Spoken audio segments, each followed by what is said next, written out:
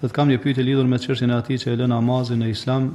Dihet se mes dietarëve ka mendime ndryshme rreth kësaj teme. Disa dietarë janë të mendimit se personi që e lë namazin mbetet ende musliman, edhe pse ka kryer një gjëna shumë të madhe të tjerët, janë të mendimit se ai që e braktis namazin bëhet jo besimtar kafir, veçanërisht kur e lë atë plotësisht.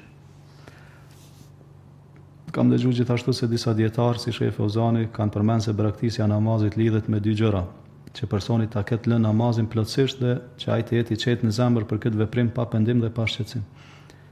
Pyetja ime është mospajtimi mes dietarëve në këtë çështje një mospajtim real në gjykim hukm apo është më shumë një mospajtim në mënyrën e shprehjes ku në thelb ata pajtohen për të njëjtin realitet. Gjithashtu çfarë ndikimi praktik ka ky mospajtim? A ka të bëjë kjo çështje me gjykimin e personit në dunja, në vëlla bëhet tekfir mbi të apo jo, apo më shumë gjykimi i tij te Allah në ahiret, xhenet, xhenem? Shkallëzë, kjo çështje siç është përmendur në pyetje, është çështje diskutabile mes dietarëve të ehli sunetit. Nuk ka ijma këtë mesele. Edhe ata që pretendojnë që ka ijma, edhe gabojnë rënd. Nuk ka ijma lidhur me atë se ai që e lën namazin nga përtatësia.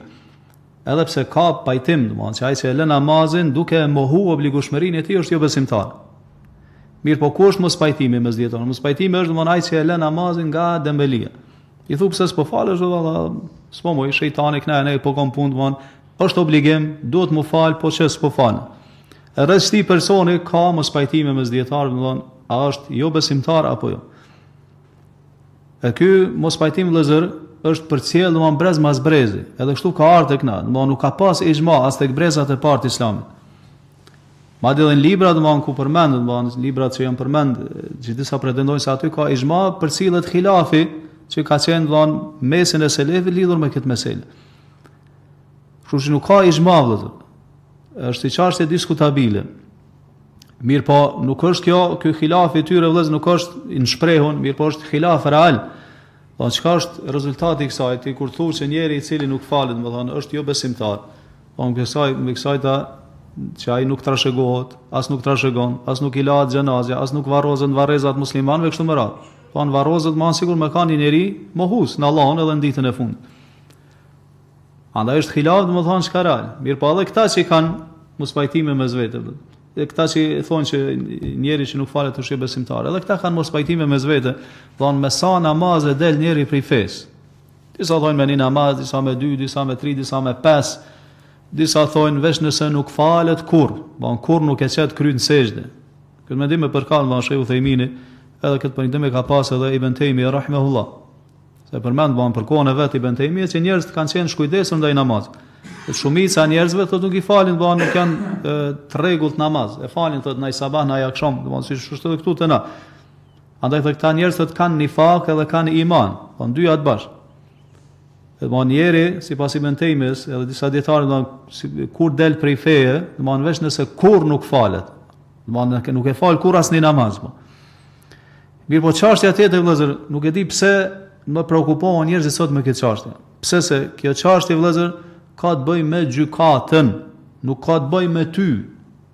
Si individ që ti duhet patjetër me marr tash një qendrim, që ai që nuk falet a është musliman apo jo musliman. Shtatë kjo është një gabim i rëndë që let bin njerëzit sot, sidomos rinia edhe ata që ngulën. E këtë çështje dietar vëllezër kanë përmend librat e qadhas, domethënë është çështje që ka të bëjë me qadiun, gjykatësi. Sa ai njeri që s'falet, më përmend libër fiku, çohet tek gjykatësi, edhe kërkohet prej tij mu pendu, edhe me fillu me fal namaz. Po në gjykata është ajo që merret, nuk merresh ti me këtë punë. Nuk kërkohet kjo prej teje që ti me citash fetva edhe vendime, edhe me bë tekfir babën, me bë tekfir nanën, edhe me leçit, edhe mos me ilamis, me alaz. Nuk është kjo, nuk kërkohet kjo prej teje. Kjo është keq kuptim. Keq kuptim total.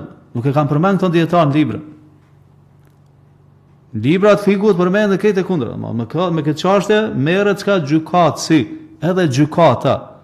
Nuk ka të bëjë kjo domethënë me individ. As alimi, dietari nuk e jep vëllazër, ai ta kallzon vetëm anën teorike. Si anë teorike domethënë. Mirë po në praktik kush e çet është gjykatësi. A ka këtu të na gjykatë, domethënë se gjykata vëllazër, nuk ka kësi gjykata. Kështu që mos e ngarko veten me kësi gjëra. Mos e ngarko veten. Përkundrazi, sa domethënë merresh me këtë gjëra, thirrën njerin, do nxitet që ai me fal namaz. Edhe më kanë prej atyre që e falin namazën, mos i hap këto tema para ti, edhe me iritu, edhe me largu krejt për fesë të Allah subhanahu wa taala.